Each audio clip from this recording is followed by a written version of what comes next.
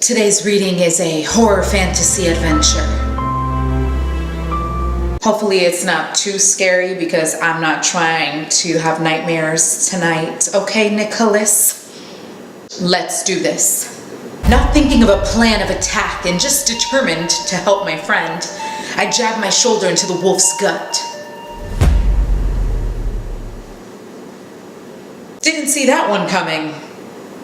It doesn't do much, but it at least makes the beast lean just a bit, which gives Duncan the chance to tighten his grip enough to irritate the wolf, thinking this is a guy. Instead of sinking its bared teeth into my neck, it grabs at Duncan and I push with everything I have, shoving it backwards. I reach my hands behind its legs and pull at its knees. Brave much? They buckle and the wolf falls, landing on its back and pinning Duncan underneath. He's still able to maintain his chokehold, and I dive on top of the creature, hitting it in the face with my fists while Duncan closes off its throat. Its breathing is ragged when it throws me off and rolls to its side. Like that. I charge back and kick it in its face. It rolls on its back again and I jump back on, but am tossed off within seconds. I always wondered if that was correct grammar. I don't think it is. Am instead of I am. Anyways, it rolls on its back again and I jump back on, but I'm tossed off within seconds. As it turns to its other side, Duncan pulls tighter on its neck, causing it to yelp. As I'm about to jump on again, I trip over a rock. Fail. That was in the fire. Trip over a rock that was in the fire. Where did the fire come from? Just kind of like appeared. It must have been blown away by the explosion. There was an explosion. I like all these questions I'm getting. Why was there an explosion? Why are they fighting off a random wolf? Is his friend's name really Duncan, or is that just a nickname because he really loves donuts? I get a hold on it and drag it over. It's heavy and hot, but I get it into my hands. Kneeing the wolf in the gut again, I straddle its chest. This is a really long fight. Man. And it's taking 2 kids to kill this wolf? Is this like a mutant wolf? A wolf on steroids? It sits up and grabs me by the neck with its huge paws, digging its nails into my throat. Duncan's grip slips and he rolls out from under the half-raised wolf, but it reaches out and grabs Duncan by the shirt. It opens its mouth, bares its teeth. Ready to finish this, but still doesn't get its wish. Duncan slips out of his shirt and starts punching in the side of its head. It lets go of me and snatches up Duncan with both hands, throwing him 15 feet or so away.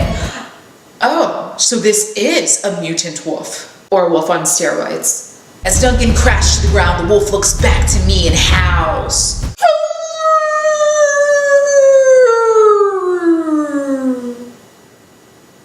Spittle dripping from its mouth. There is only one thing I can do. I raise the rock and bring it down right on the top of the wolf's head. A loud crack resounds and the wolf falls back, still reaching out for me. I raise the rock again and smash it on its snout, crushing the bones in its face. Guys be writing so, gruesomely. Ugh. It's fine though, it's fine. I can handle it. As blood pours out from the beast's face, I raise the rock one more time and pound it into its face with all the strength I have. The rock makes a deep groove in the wolf man's face. Oh, so he is like a werewolf.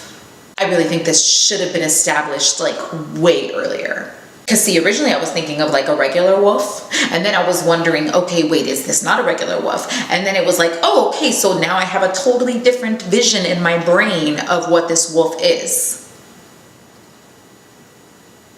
I leave the rock on top of the beast's caved-in skull. Sliding off, I slowly make my way to Duncan. He's sitting up looking dazed, but watching something across the dome. I follow his gaze to see 2 men fighting other wolves. One is dressed all in black, short black hair and wearing a trench coat. He has a large sword and a bow hanging on his back. He's using 2 pistols.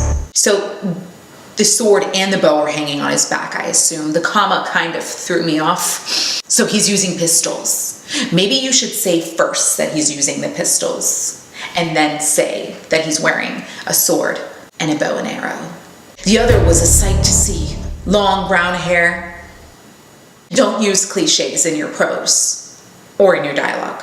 A beard, no shirt or shoes. He has some kind of cloth wrapped around his bottom that looks like it was made from animal skins. Tarzan.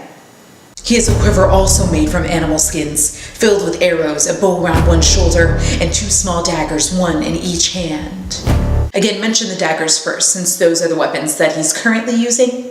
They're surrounded by wolves and standing back to back to fight him off. The one in black says something to the caveman, then he jumps out of the circle and runs. The guy in black waits in the circle. All the wolves attack at once. Okay, so confusing. I thought that the guy in the black is the one who jumped out of the circle, but I guess it's the caveman guy that stayed in the circle. Confusing. Vampires give me heartburn. I'll let my boys have you. They deserve a good fight, and all the humans have been far too easy. Who's he talking to?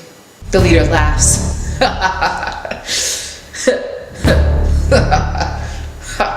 And at that, he disappears through the door. Whoa.